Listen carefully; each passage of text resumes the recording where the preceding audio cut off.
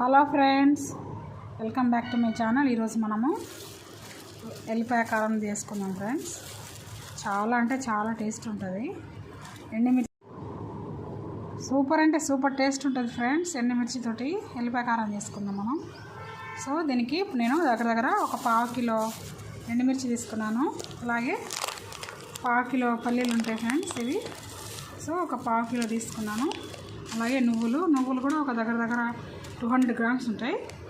So ఇంకా వెల్లుల్లి అనేది చాలా చాలా ఇంపార్టెంట్ ఎల్లిపాయ కారానికి.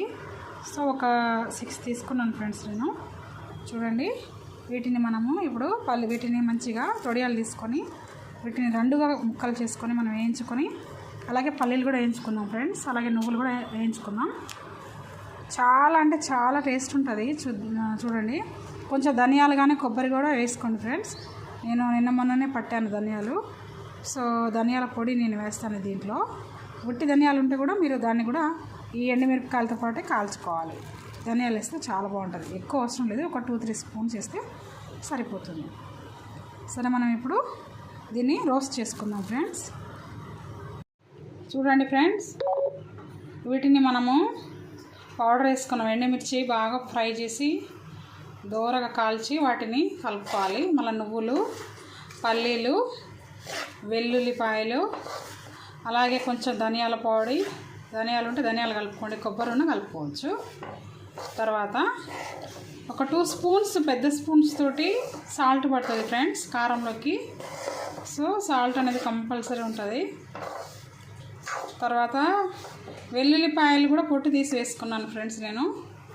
చాలామంది పొట్టుతో కూడా వేసుకుంటారు, అలా కూడా చేసుకోవచ్చు. టేస్ట్ అయితే సూపర్ ఉంది ఫ్రెండ్స్. నువ్వులు వేయటం వల్ల మనకి ఐరన్ అనేది ఎక్కువ కంటెంట్ అనేది మంచిదన్నమాట. నువ్వులు ఎక్కువగా తింటూ ఉండాలి. డైలీ ఒక 2 స్పూన్స్ తింటే కూడా మంచిదే. అది వేడి చేస్తుందని అనుకుంటారు కానీ అసలు అంతా బలమంతా దాంట్లోనే ఉంటుంది.